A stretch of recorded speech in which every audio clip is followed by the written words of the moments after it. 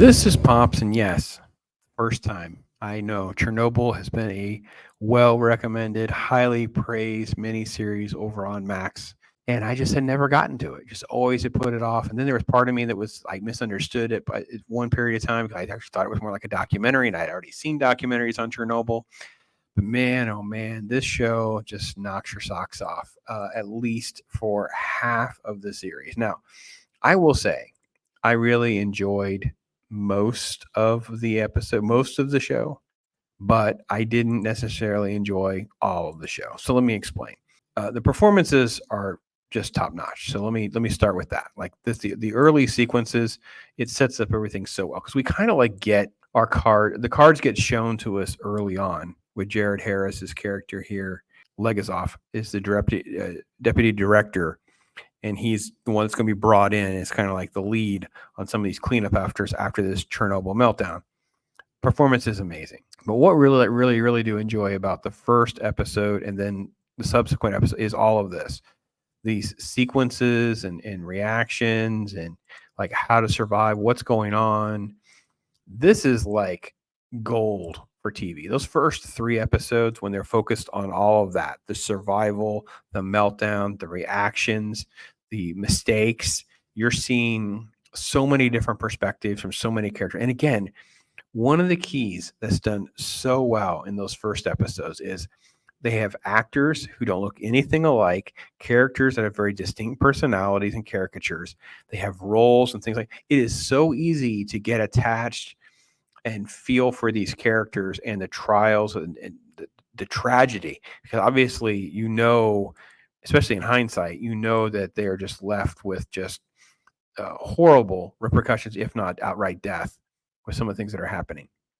Now, you do have this little backstory with the firefighter and the wife, and what I will say about this was interesting was when you get to the final episode, the last half of the season. We'll get to that more in a second. But when you get to the final episode, they have sort of like, where are they now kind of moment. And you find out what hacks into her.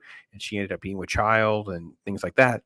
The fact that it represents so many other Russians is what's powerful, right? It's not just one person's story. You're actually getting just one sampling of how many people that were actually impacted. That I thought was actually really good. They found a way to include it, but it never overtook anything. I think, again, this is what the show does really, really well. They include a lot of different stories and different elements.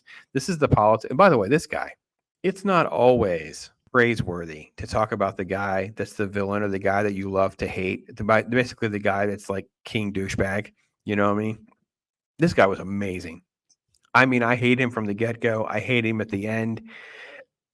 He is so perfectly executed. The performance is just phenomenal. I don't even know this guy's name. I'm gonna look it up, try to figure out which one it is. He is freaking amazing. I just couldn't believe it. It's just so good. So yeah, really good stuff. There's so many great performances. Things turn dark. Things are happening inside and outside. Look at the shot. Look at the beautiful cinematography for a TV miniseries. This has been a lost art now, isn't it, of trying to put together stuff like this that really impacts you to your core. This is just episode 1.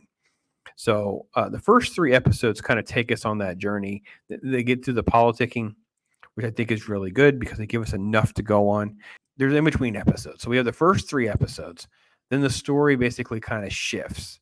And we have the latter half of 3, and then into episode 4, where it starts to shift into like the committee and the politics and all that kind of stuff. There's back and forth about covering up what actually had happened and flashbacks. And then you get to like this trial scene in the finale. All of that is so much less interesting to me, except for the fact they cut back to the original meltdown and what actually happened. So they fill in gaps. So again, this is one of the brilliance of storytelling. We've talked about it with comic books. It's being additive, not changing things. Like you're giving more details, you're giving more subtext, you're having a little backstory or something else that fits what we already saw, more information. And it sets up Jared Harris's character and what he was able to do, his tragic death, whatever, and how that sheds light on this entire cover-up that the Soviets were trying to do. Skarsgård, when his character comes on the scene, man, he is just phenomenal. But yeah, I just really loved so much of the show. I am a little saddened that I wasn't able to get to it sooner, but you know what? It's okay. I got there now. I don't know if you guys have ever seen this. Let me know. Me your thoughts on it. It's well executed. It's well acted. The story resonates with you. You feel emotionally connected to many of these poor, tragic victims of this meltdown. You'll learn a lot of information about kind of the dynamics of how all this works and what the failures really were, and kind of thing. And then you can kind of go fact check it with some documentaries and things like that if you choose. It's just one of those, like, things that happen we shouldn't forget happen, so we can continue to hold people to account. So fantastic docudrama. I really, really did enjoy it. So anyway, that's my take on it. Yeah, my first time watching. There you go, blown away, but also, like, not the best ever. A little overhyped by some folks. It's not like Band of Brothers good, but it's good. So that's my take on it. Love to hear from you guys. I am Pops.